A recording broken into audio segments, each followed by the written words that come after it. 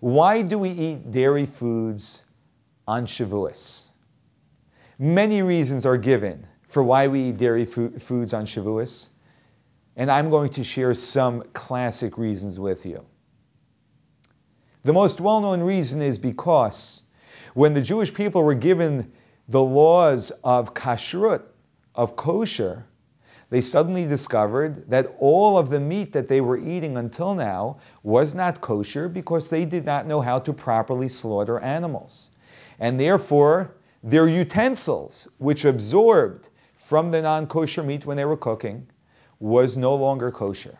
And so they sufficed with the readable dairy milked from a cow until they were able to kosherize all of their utensils.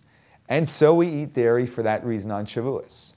Another reason given is because when Moses was a baby, put in the Nile River, and Batya, the princess, the daughter of King Pharaoh, picked him up and tried to find a nursemaid for him, Moses would not nurse from any of the Egyptian nursemaids.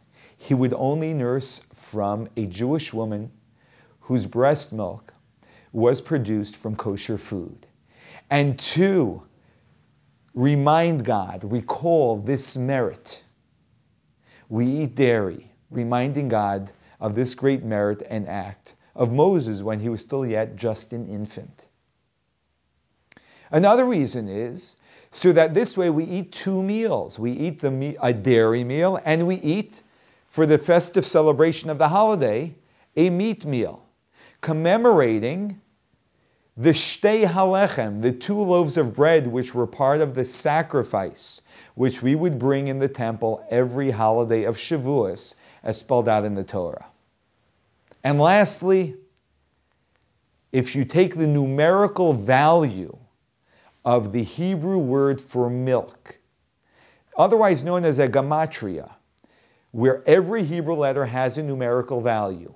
The ches equals 8, the lamed equals 30, the beis equals 2, totaling 40, reminding us of the 40 days that Moses spent on the mountain, the 40 days and the 40 nights. And so we eat chalav, we eat dairy, because the word chalav's numerical value is 40.